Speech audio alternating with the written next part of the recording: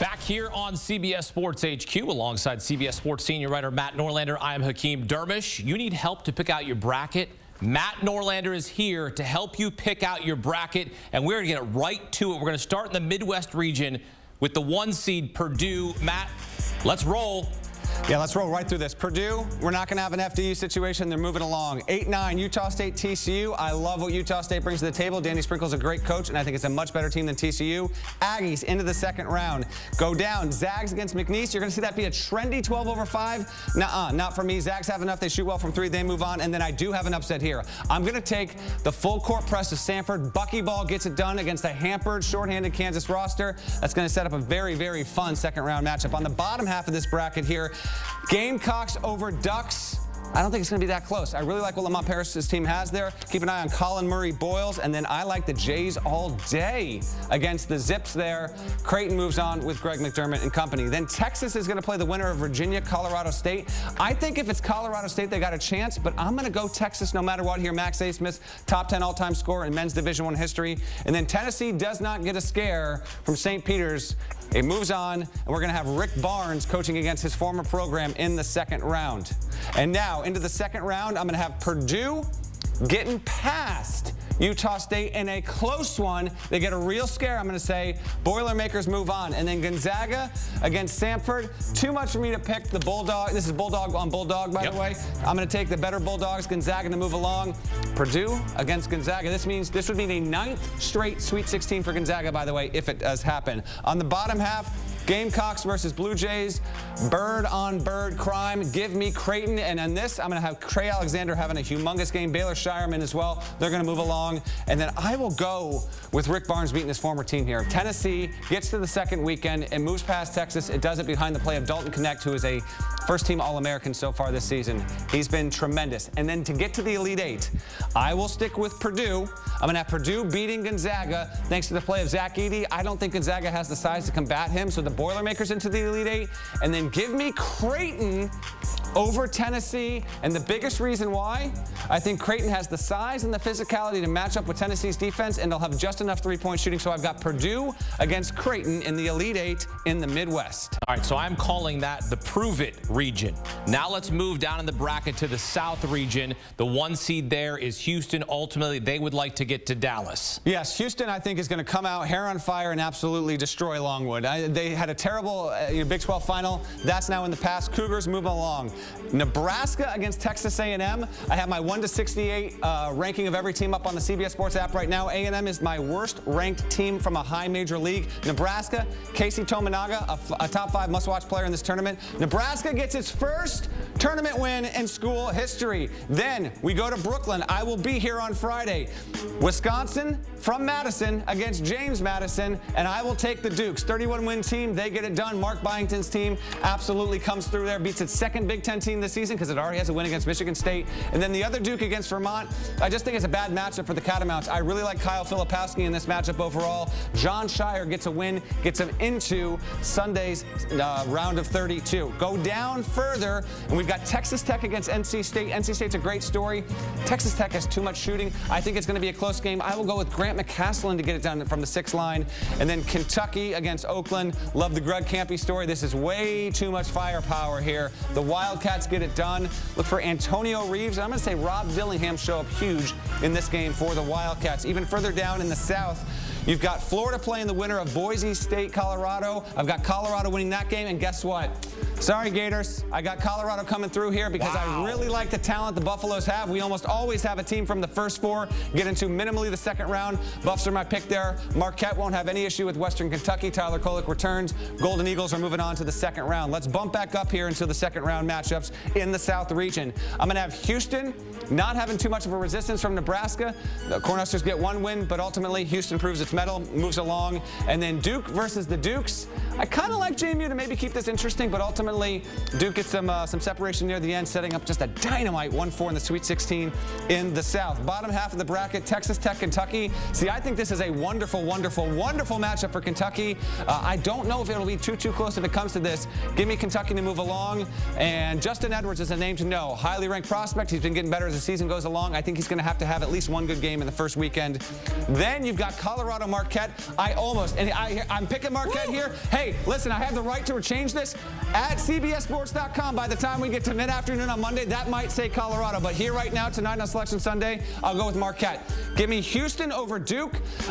The one thing about Duke this season that John Shire has consistently been critical about is his team's toughness late in games. Houston never quits. Houston moves along to the Elite Eight. And then I will take, I believe this is off the top of my dome right now, Hakeem. I'm pretty sure Kentucky and Marquette have met in the NCAA tournament more frequently than any other matchup. That is correct. And here they are on a course again. I will go Kentucky, Houston in the Elite Eight. Wow, look at you going all chalk in the South. I hate myself for it. Well, you know what? Don't. Because sometimes the better seeds win, Matt. Sometimes it just happens. Sometimes there's not chaos, okay? Sometimes we don't get chaos. We got chaos last year. All right, now let's move to the East region, where the #1 overall seed UConn has to run through an absolute brutal path to get back to the Final Four. There's no doubt about it. The East region is stacked. It's the toughest region overall. The best team in the tournament is going to have the toughest road to get to Glendale. UConn moves along to the second round. I don't think they have much issue with Stetson.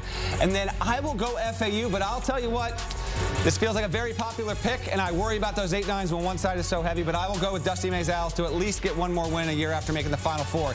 San Diego State, UAB, Brian Dutcher's such a good coach. This is your highest seeded team out of the 6 Bid Mountain West. Jaden Ledee's been a top 10 player in the country this season, second-team All-American. They get it done. And then I'm going to give you an upset here. I don't have as many upsets as I want in this bracket, but this one I'm going to go Yale. They've got the talent. Whoa. Auburn is deep, but I'm not buying Auburn all around. And Auburn deserves that 4 seed because it only had, what, a couple of quad 1 wins this season. Give me Yale to move along there. And then as we move down further, BYU Duquesne. This BYU is on the 6 line, not the 5, because of its religion. They don't play on Sundays, so this is a Thursday-Saturday situation. They get Duquesne. I love this matchup for BYU. They love to shoot the 3. Keep an eye out for them. Ali Khalifa is a wonderful, wonderful passing big man. And then Illinois, I don't see having much issue against Morehead State whatsoever. They move along. And on the bottom half, Washington State, Drake. Ooh, man, this might be a top 5 got-to-see-it matchup in the first round. I will go with Kyle Smith's Cougars, dancing for the first time since 2008. They get past Drake in what I think is going to be a thriller. And then TJ Otzelberger doesn't have much issue with his former school. Iowa State moves along against South Dakota State to the second round. Let's scoot on back to the top of that bracket right here. UConn with a game against FAU. And FAU has the mettle and the confidence to actually, I think, make this intriguing. But ultimately, Connecticut's got a better roster, more talent. I like UConn to push on, but there's the potential that could have some drama. I will be there in Brooklyn on Sunday. And then San Diego State playing against Yale. You have a rematch of the national championship. Give it to me. I do. Okay, so I have it. Move San Diego State in, but this is another one. I'm just giving you a heads up. I might put Yale in that game. Oh, come on. In less than 24 hours. So I might change my mind. The 2 Connecticut teams. That's also true. I didn't even think about that. But I've got a rematch of the national championship game, and I won't be the only one. That's in your Sweet 16. Bottom half of this bracket, BYU Illinois could be the best game of the second round if it actually comes to that matchup. I will go with the Fighting Illini to get it done with a narrow win, a high-scoring win. And I can't wait to hear what you're about to say. Let's go. I cannot wait. Cougars. Shouts to the Palouse. What? Taking them down. The Cougars Kyle over Smith the Cyclones? On a 2-day turnaround. Cyclones are good. Trust me, Cyclones can even get out of this region and make it to the Final Four, but they play a low possession. You got to take some chances here. Yeah, you That's do. my 7 over 2. UConn, San Diego State. It's going to be Huskies. And it's going to be the same story as last year. I just don't know if it'll be all that close. UConn's a wagon. Huskies move along into the Elite Eight, and on the bottom half, Illinois against Washington State. Matchups like this are why I love this tournament. Give me the Fighting Illini to move on to the Elite Eight in the East region, giving us UConn versus Illinois. UConn is a wagon. HQ is a wagon. And you know who would like to get on the wagon is North Carolina as they head west as the #1 seed in that region that will culminate in Los Angeles. Some big lights, some big bright stages here for North Carolina. And this bracket is a little bit, I don't know, wonky? It's a little bit wonky. I think it's the weakest of the 4 regions overall, this corner of the bracket there. But Carolina's got a wonderful opportunity to write one heck of a redemption story after making the championship game in 22, not making the tournament last year, and now it's back on the 1 line. I'm not going to have them having any issues against Howard or Wagner.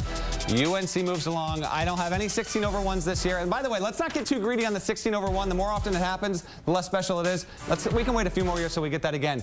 I'm going Mississippi State in this 8-9. Michigan State, to me, has not been as consistent as I think it should be. Mississippi State will be a problem physically. Give me the Bulldogs to get past Sparty in the round 1. Going down to St. Mary's Grand Canyon, I'm going to go Gales here, but Grand Canyon has the talent to get this to be a game, and they play low possession. Give me the Gales to move along, just like they did a year ago, winning as a 5 seed in the first round. So I'll have Gales, and then I'm going to go Bama. I think it just has too many athletes. It's too good of a scoring team for Charleston to keep up. I like them, but I think it's going to be close deep into the second half. Clemson, New Mexico is a top 5 first-round game on the board, folks. Give me the Lobos. They're furious at this 11 seed. No business being on the 11 line. I mean, none. They shouldn't have even been a 10. New Mexico moves along. Jalen House, Jamal Mashburn Jr. You got to watch them. They're one of the most entertaining teams in the country. And then Baylor, it just has way too much firepower for Colgate. Jacoby Walter, got to watch him. Ray J. Dennis, Jaden Nunn, really fun team. Scott Drew's Bears move on to the second round. The bottom part of the West region, Dayton, Nevada. I'm going to go Dayton here. Deron Holmes, Kobe Elvis. Yeah, you heard me right, Kobe Elvis. Really good team, shoots the 3 really well. Nevada's capable of actually getting to the Sweet 16. I don't hate this draw for Nevada, but I like Dayton a little bit more. And then I don't think Arizona has any issue against the Beach. Dan Munson's final game will come against Arizona in the first round. Going back up to the top here, here's my prediction. Okay. Carolina looks up, 3 minutes to go, playing Mississippi State. It's in a 2-point game. But it somehow gets it done. 6-point win in the end to the Sweet 16, but it gets a real scare. Give me the Tar Heels to move along. R.J. Davis comes up huge in this game with the big bucket late. And then I'm going to go St. Mary's over Alabama. And the biggest reason why is that Alabama has had non-existent defense so long throughout the season. St. Mary's always shows up. Again, just 2 losses in the past 3 months. I like Randy Bandit-Scales in that spot. Finally getting back to a Sweet 16, first time in about a decade there. New Mexico against Baylor. Oh my gosh, this has such incredible potential. All right, here's the deal. The screen's going to show Baylor. It's going to show Baylor. Show it. I'm telling you right now, I'm changing this to New Mexico by the time I wake up on Monday morning. It's Baylor now. Wow. But I think I'm going to change it to New Mexico. And the biggest reason why is I think that New Mexico has the firepower to match Baylor. But I'm going to stick with Baylor. But that is real potential for a double-digit seed. Remember, we get at least 1 double-digit seed every year into the second weekend. And then I'll take Arizona to beat Dayton and Tommy Lloyd to get to his first Sweet 16 since he got to Arizona. Picking the Elite 8, Carolina St. Mary's. We got to have some sort of chaos here. Why not? Gales, let's go. The Gales take down the Heels. Mitchell Saxon, Aiden Mahaney has his huge March moment, the point guard for St. Mary's. He's going to come up big. Give me St. Mary's playing against Arizona. Even if I change that to New Mexico, I will have Arizona no matter what playing St. Mary's in the Elite 8 in the West game. All right, let's recap what we have so far from Matt, because this is an incredible bracket. I love the efficiency you just had there. That was incredible. Houston, Kentucky, Purdue, Creighton, UConn, Illinois, St. Mary's, and Arizona are his Elite 8. Who's going to the Final Four? That is coming up. Matt will pick his Final Four coming up and his national champion. You notice that North Carolina wasn't in there. And the last time they went to Phoenix, they won the whole thing. They cut down all the nets. They cut them all down. Nice job there, by the way. You're a wagon. Jump on the bandwagon with Matt Norlander. Why? Because check him out on the Ion College Basketball Podcast. There are more of us than there are of them. I mean, we have you covered every day this week. We're going to have a huge reaction show Sunday night into Monday morning. We're going to have 2 episodes on CBS Sports Network, Monday and Tuesday at 2 p.m. Eastern. By the way, those episodes are also going into the feed. And then on Wednesday, we're going to have our mega pick every game. Gary Parrish's bracket, my bracket. We have you covered wall to wall, YouTube, wherever you get your podcasts. There's more of us than there are of them. Subscribe right now. Sort of just said it right there, TD. The unpredictability of what we're about to see over these next couple weeks is what makes this so great, but the music often stops early on those types of stories. So let's get to the end scene here. I got Jerry Palm telling me all year long that it's chalky, it's 1 seeds. The top 3 in the country are head and shoulders better than everybody else. How do you see your Final Four? Yeah, I mean, so much this has to do with matchups, right? And who do you have to play? Like, I think Creighton has a really tough game. In their first game, they play Akron. Akron's really physical. They don't like physical teams. Like, that's going to be a barn burner. But after Creighton gets by Akron, well, then all of a sudden, I got him in the Final Four. Everybody else going to the Blue Jay, okay? Baylor, Shireman, Kalkbrenner. They got guys that can get buckets. This is the get buckets Final Four. North Carolina, that is a cakewalk to the Final Four. If I'm North Carolina, so I'm doing this right now. I'm doing the Ric Flair to the Final Four. I mean, that is just easy peasy there. And then, yes, Kentucky's a team that can score, and then Illinois. Their team can go out, get out there and get 90. Terrence Shannon's back. They've looked outstanding lately. So this is my get buckets, but North Carolina, they're going to be strutting into that Final Four. Rolex wearing. You coming off the top rope of the Final Four for us? All right, so here's, I don't know if I can pull the top rope, but regardless, I'll say this. I'm going to give you my teams. I reserve the right to change this in the next 48 hours. Disclaimer. A lot of pressure. I'm disgusted with these Final Four picks, but at the same time, they very well make it happen. I'm going to go UConn. There's no way I'm not taking UConn. I know it's in the toughest region. I'm not going to not take UConn to make the Final Four. I'm not going to not? That means correct. You are. Hey, my segment, Doyle. Houston has rated as the #1 team for about 85% of the season. Just dropped to #2. UConn's #1. I will stick with the Cougars. I trust Kelvin Sampson. They've gotten to the Final Four recently under him. Purdue is a value pick. Player of the year, Zach Edey.